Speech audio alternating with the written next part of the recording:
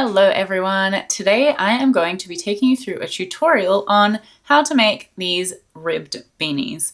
They are super simple. This tutorial will be relatively short because it's really just a 2-row repeat for the whole thing. As you can see, I have made it in 2 different yarns. I will let you know what hook size and everything I used for the different yarns. This one I believe is a Red Heart Super Saver or similar, and this one is in my Patty and Bango's Place Moo Moo yarn, which is about an Aran weight.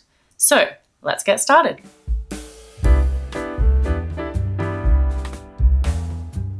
Here is what you'll need.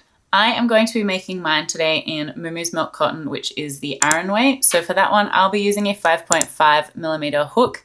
If you are making this in a Red Heart Super Saver or similar, I typically use a 5mm hook for that, but of course, whichever hook size you like to use for your yarn is completely fine, because I will tell you all about how to measure this beanie for yourself to make sure it's the right size. So on top of that, you will also need scissors, a tapestry needle, and if you are thus inclined, you can also use some stitch markers. Let's get started. The first thing we're going to do is make a chain from our yarn. So I've started with a slip knot on my 5.5mm hook with this Aran weight yarn, and I am going to chain 36 to start for mine. So when you are chaining this, you just need to remember that 1, your yarn has a little bit of stretch, and 2, that you want to chain enough to get a brim, like a folded brim on the beanie at whatever height you prefer for that. So for my Aran weight beanie, I will start with a chain of 36, and for my Red Heart Super Saver beanies, I'll typically start with a chain of 41. I have just chained 36 for my starting chain.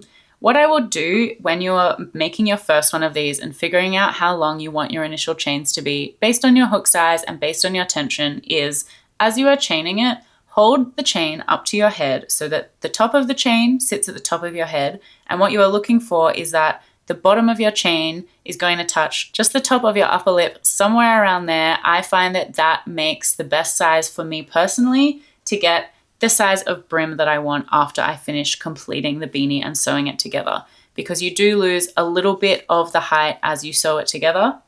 So for me personally, that is how I would be measuring it. If you like, you can do that measurement again after you've done your first row or 2. That will kind of give you a little bit more of a gauge of how the yarn is going to sit. But let's move on to the next step. I like to work the first row of my beanies into the back bumps. So what I'm going to do is skip the first back bump, and then I'm going to put a half double crochet into the next back bump.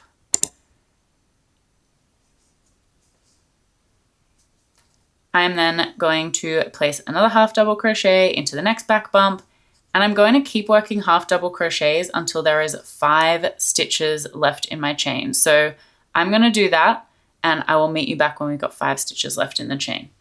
Just continue half double crocheting into the back bumps until you've got 5 left.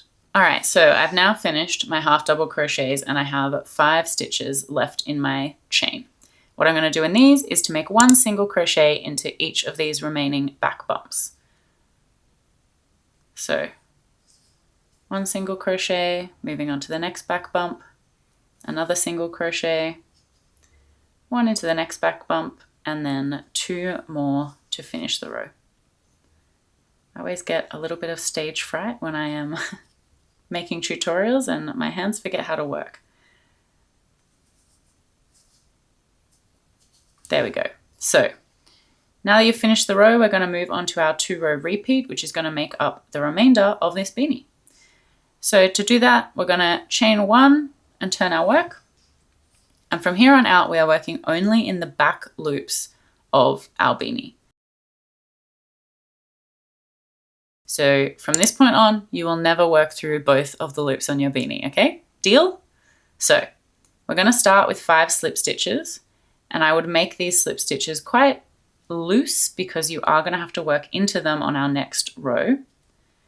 So 5 slip stitches, that should be 1 in each of the single crochets you just made.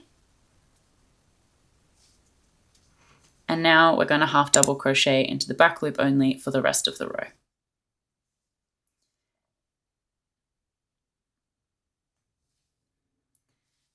This is where some people will find it a little bit easier to be using stitch markers just to mark the start and end of the row, because you can kind of see, if you look at the start of your row here, because you've moved into doing a slip stitch, it does get a little bit harder to tell which of these stitches is your first stitch of the row. So if you want to use your stitch markers in that way, please do feel free to do so. That is why they were an optional extra in the notions that you needed at the start of this video.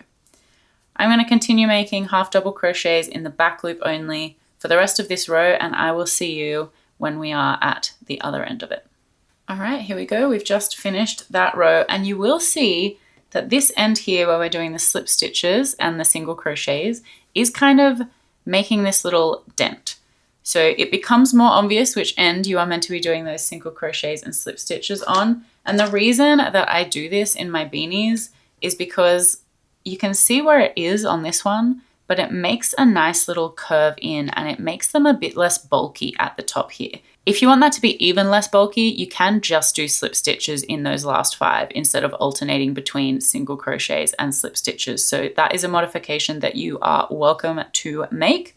That is one of my tips as we go through this, but let's move on to the next row. For the next row, you may be able to guess what we are going to do. We are going to chain 1 to begin our row, turn it over, and then in the back loops only, we are going to make another 35 half double crochets or half double crochets until you've got 5 stitches left unused at the end of your row. And then into those, you are going to be making 5 single crochets. And remember, for these rows, we are always only working into the back loop now.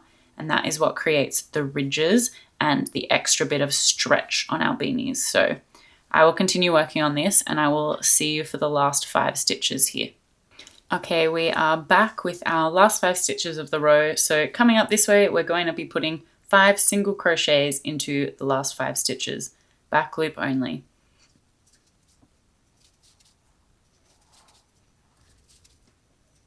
And with that, we have finished our 2-row repeat, and that really is all we're going to continue doing to make the rest of this beanie. Your 2-row repeat is simply doing 5 slip stitches, 35 half double crochets, chaining 1 and turning, 35 half double crochets, 5 single crochets, chaining 1 and turning. Continue doing that, always working into the back loops only of your work. As you go, I would start holding the beanie up to your head to check if it's wide enough, see how you're going. Everyone's head are different sizes. I quite struggle with beanies because I have a pretty small head. So for me personally, I would work 38 rows in this Aran weight yarn before I'm going to join it together and finish it off. So continue working, and when you feel like your beanie is wide enough to join, come and continue watching this video and I will show you how to do that. Again, for me, that is roughly 38 rows. So I'm going to work those and I will come back and I'll see you when I'm done. Okay, we are back. It is a little later in the day, so apologies for the lighting change, but here we go. Now, I have just finished the right width of my beanie. This is going to fit around my head very nicely. The important thing here is when you finish and get ready to sew this up, you should be finished at the opposite end to where your single crochet and slip stitches are. So you should be finishing at the half double crochet end. That way, when we sew it up, we can work up here and our working yarn is at the top ready to sew it all together. So let's close this bad boy up. What I'm going to do is fold it in half and line up my starting chain here with my most recently worked row. I like to do this so that the row I'm working from is in front. Now what we're going to do is pick up the back loop of the row we are currently working on, and that is going to be the one that is like closest to the other piece we're working on. I'm going to get my hook through the back loop only here. So I've got my hook through the back loop only here and putting it through the back loop only of the other piece. And then I'm going to simply slip stitch them together like so. And then we're going to keep doing that all the way down. So back loop only, back loop only. And I realize that the color of this yarn is not ideal, so my apologies for that. but I hope that the description plus the visual will help. We're going to keep doing that all the way until we get to this end, and then I will meet you back there. So just a reminder, you're working through the back loop only of both of those stitches and slip stitching them together to join the beanie up. See you at the other side. Once you finish that, we're going to cut off a length of yarn, probably around 20 centimeters or so, just enough to sew the top of our beanie. So I've snipped that off and I'm just going to pull this through. And now it's time to get out your tapestry needle. Once you have threaded that bad boy up, we are just going to use these ridge stitches and thread our needle through them. And as we go, we're going to pull the whole thing closed. So you'll see it starts to bunch together. So keep doing that until you get to your first one. And I just keep pulling it nice and tight as I go. At this point, I've gone through all of the different ridge stitches around, and I'm just going to pull it kind of as tight as I can. And then tie a knot with my original yarn tail to hold it in place. Now, there is still a little bit of an opening here, as you will see, and I just whip stitch that closed.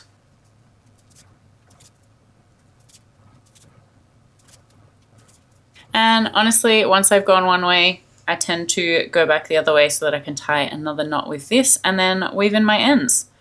So if you want to do that, I can meet you back and show you the finished product, and also just give you a few extra little tips for if you want to make a two-toned beanie and things like that, because I guarantee once you make one of these, you will want to keep making them. They are so good for people's gifts and all that kind of thing. I've made so many of them in my time. So I will see you when we're all sewn up. Just one note on sewing your ends as well. Make sure you go through a couple of different directions. So I tend to go down one row and then back up it, and then go back down on a couple of different stitches, just to make sure that as you wear the beanie, or as whoever you gift it to wears the beanie out and about, it doesn't come undone. So that is my first little sewing tip, is to make sure you're moving your yarn in different directions to really make sure that they're nice and secure in the beanie. So I'm going to go ahead and do that with both of my yarn tails, and then see you back with the finished beanie. Okay, so here we go. This, I've just finished sewing it up, and this is the wrong side of the beanie. So we're just going to turn the whole thing inside out so that your top looks a little bit more like a beanie, and fold up your brim. And there you go, a nice new beanie to add to your collection. I'm sorry that the lighting just got worse and worse through this video. It is winter here in Australia, hence wanting to make a bunch of beanies, but it does mean that we lose light really, really quickly. So I hope you enjoyed this little beanie tutorial. A couple of the things that I will point out, one is just to make sure you are measuring your starting chain and give it a go on your head after you've done a few rows, because that starting chain can kind of shrink a little bit as you're working into it. So I just like to kind of check before I get too far into the beanie. I have been burned before when I was first making these.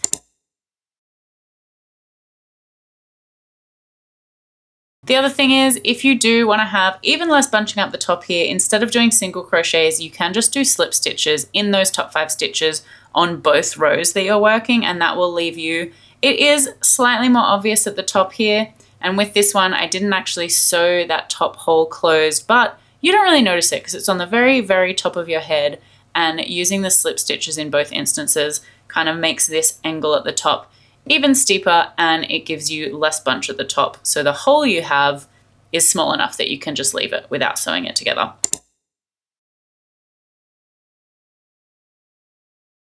And finally, the other tip that I will give you is just making this two-tone beanie. Really, the only difference is I did probably just over half of the stitches in one color and then swapped to the other color for the other half of the row. This can be maybe a little bit tricky on your starting chain, and you can see where the starting chain is here, but you don't notice it once you fold it up. You have to be really looking to see that little bit where I joined the two ends together after I finished it. But I think the two-tone beanie is a really cute look as well.